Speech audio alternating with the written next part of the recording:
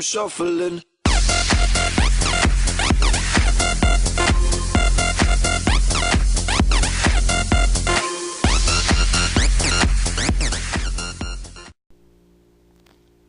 Hey YouTube, it's Christmas. I'm going to go through and I'm going to do a quick review on the new premium deck series from Magic the Gathering called Graveborn. So I'll give you the whole history spiel and everything from how it became big in the late 90s, early 2000, or 2001. And you know, it's always been there, but the deck, I think I paid $37 with it for it after taxes. And it's honestly, it's very, very, very much worth it. If you are a new player and you want to get a deck, you know, you've played a little bit, you want to get a deck that is competitive with all your buddies and everything, you don't want to spend a whole lot of money, but you want something really nice, I'd pick one of these up.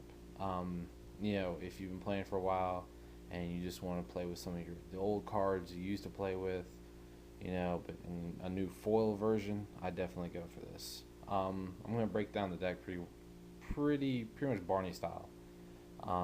It's too easy to do it. The basic idea is we're gonna start. Over here. Basically, it's your goal is to take big creatures that you've drawn or that are still in your deck and dump them in your graveyard. You're going to use Putrid Imp. It's flying. Well, if you got it in your hand, you can dump it. Entomb. I wish they would have put more in here, but before, crazy good. Then you have like Zombie Infestation. Discard 2 cards. Put a 2/2 black zombie into play. Buried Alive. Search your library for up to 3 creatures. Put them in your graveyard. A lot of these are alternate art. Buried Alive's not, or Entomb, or any of these. Then you got like Sickening Dreams, but Sickening Dreams basically it's like a field control plus dump whatever's in your hand in your graveyard. But basically that's the starting idea for the deck, is to dump big creatures in your graveyard. You know, you've got Exhumes. This is where you're gonna get into putting everything onto the field. First off, you have, I'm going to start with Exhumes. Each player puts a creature from his graveyard into the battlefield. That's awesome. It costs 2. You can drop that second turn after you've played like an Entomb, or you played like your Imp, and dump things in the graveyard. Awesome. You can literally drop a 9/9 or a, you know, a 6/6 or a 7/11 or whatever, you know, whatever you got second turn with this deck. But the Exhumes, it runs Reanimate. Put target creature from your graveyard into play under your control. Any creature, you lose life equal to its converted mana cost. Well, that's pretty good when you put whatever you want into play second turn. I'll lose, you know, 7-8 life to put a 7 or 8 into play, you know, second turn. Then you have things like Return Dead, or Dreaded Return, excuse me. Dreaded Return costs a little more, costs 4, but it has its flashback. Put target creature in any graveyard into play under control. You can flashback it by sacrificing 3 creatures. Normally this deck doesn't get 3 creatures out there, but there is a way to do it. I can go through that here in a minute. Animate Dead, old favorite. Great art, new art on it. They redid it. It's beautiful foil. I love it. One of my favorite cards. You know, you can start putting creatures from any graveyard into play under your control. It gets -1, -0, and this is a enchantment Aurora, so not too bad. Diabolic Servitude, basically Animate Dead, but it costs a little more. They don't, you know, get any -1, -0s, but it keeps coming back. Really useful card. But this is your putting everything back on the field, and altogether there are 9 or 10 of these, or yeah. But Cabal Therapy. Oh, here's an awesome one. They redid the art on Cabal Therapy. If this shows up real fuzzy, I'll throw up a good picture of it. Great art. There were speculations this was going to be something else, but it's Cabal Therapy. Basically, over here you have Cabal Therapy, Duress, and Last Rites. Basically, all of these are to disrupt their hand, force them to discard cards. Last Rite really helps mid game, especially if you haven't had anything to drop creatures or unneeded lands and whatnot. You can start dumping their creatures that they can't afford to put out yet, and really just start beating them with their own stuff. Really works well. But this is your disruption, along with helping speed up your, what you want to put on the field. If it's something of theirs, you got other things in here. A little bit of field control. You have Faceless Butcher. Mana is pretty simple. You have 5 of each of these basic lands. There are 30 cards total in the deck. 30 different cards. Including your different pictures on your lands. But there are 5 of each except for 1. There are 6. That's not bad. You got like your Ebon Stronghold, Polluted Mire, and a very, very beautiful crystal vein. Really pretty. But this is the toolbox I'm going to get to, and this really is what messes up people's game, especially when you drop any of this second turn. Twisted Abomination. It's good. It really is. It's a 5/3, and you can swamp cycle, search if you need a little more land if you're not pulling it, and it also helps you put it in the graveyard without the help of any other cards. He's all right. You start to get to Avatar of Woe. Fear and tap it, destroy target creature. It's a great destroy all. You have Crosis.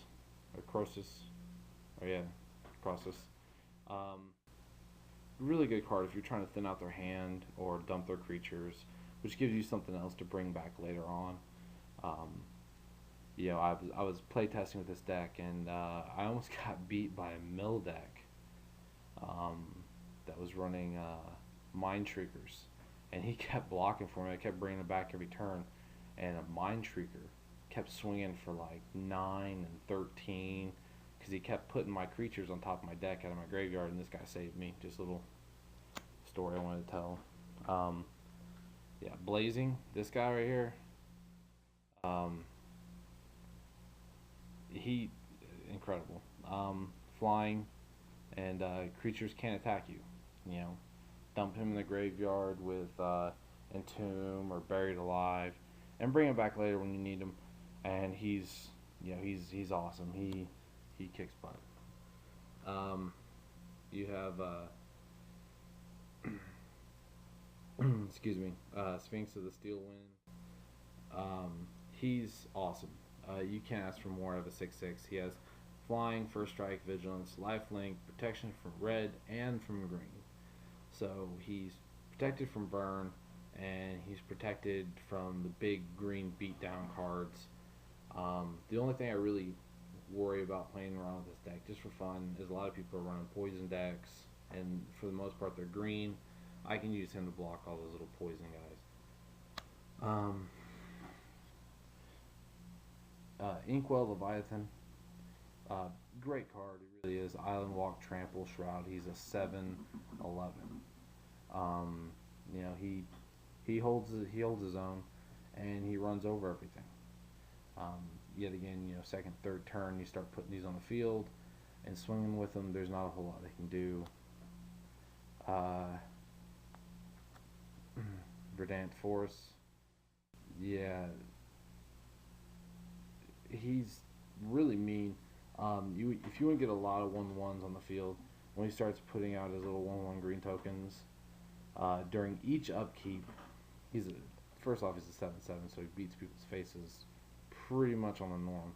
But the real thing is, during every upkeep, you put a 1/1 in play. Well, when you start putting those 1/1s in play, you can start using Dreaded Returns, Flashback, sacrifice 3 creatures, and put something in play. It's a little synergy there. It's still a 2-card combo. When there's only one of these and 2 Dreaded Returns in the deck to start with, but still, pretty solid. Now this guy, this is a Terastodon.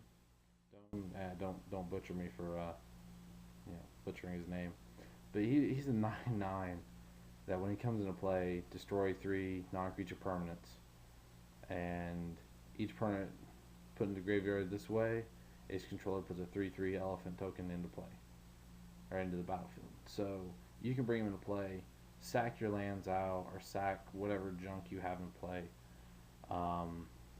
and you can put 3/3s out there. And basically, like third turn, if you dropped this and put them back into play, you could sack your 3 lands, and you'd have a 9, a 9/9, a 3/3, a 3/3, and a 3/3, and maybe like a 1/1 or something if you dropped like a Putrid Imp first turn. But that's pretty much the beats on that. The deck it's all too easy. Once you draw a hand, it's easy. The only thing I wish, if I was going to change something on this, I wish there was 2 more Entombs in here. There is a really, really nice creature. I wish he was in here. I think it's Gitaxis. I don't know, I'll throw up a picture of him. You can drop him second turn, and he's a 5/4 with flash, which flash really doesn't matter when you're, just doing this thing. But at the beginning of your end step, draw 7 cards. So second turn, you drop him. Third turn, you draw 7 cards. You choose what you want. You start ditching out your, whatever you got over here. And I like to call this the toolbox, because there's something in here to fight down any deck, basically. If it's not in here to beat someone's face in, you're gonna get fucked up. I'm sorry, that's how it is. But you start dumping those. Well, then once your opponent's turn ends, his second effect kicks in. Your opponent's hand size is reduced by 7, so it makes their hand size 0. And he, second turn, once you put out a 5/4, or maybe he's a 4/4, second turn, and your opponent is limited to the 1 land or 2 lands he's played, and then whatever he draws, and he has to discard at the end of the turn, that's a lock. And you're just going to hit him for 4 every turn. Or maybe you can dump something else out there. But those are the only cards I wish were in here. If you did change up the deck and you put in more Entombs, that Gitaxis Core Augur is his full name, I believe. If you had all that in there, and Dark Rituals, you could drop it first turn, and all they'd get to do is play their land, tap out, play their 1/1 or whatever they're going to play, and then at the end of the turn, they're going to discard down to 1, or down to nothing, actually. And then, that's a lock. You can't come back from that. I can't think of any decks that come back from that. Maybe Dredge is about the only deck I can think of off the top of my head that would come back from that.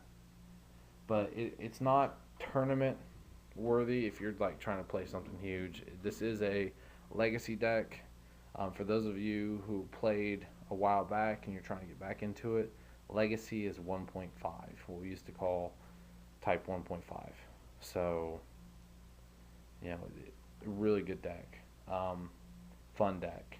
The Entomb alone, I looked it up. Prices are probably going to change, you know, over however long. The Entomb alone is about $17, $18. I think it was like buy it now on eBay for $19. No one really buys it now. Normally, you guys just, at least for me, I'll bid on something and I'll get it for like $2, $3 cheaper. But you know, that's half the price of the deck is just this one guy. And if you know, finagle a couple of these, you know, 2 of these, and you know, Dark Rituals, the deck will go off first turn. It can go off first turn. You know, so you know, it's solid. It really is. It's got a lot to it. Party rock is in the house tonight. Everybody just have a good time.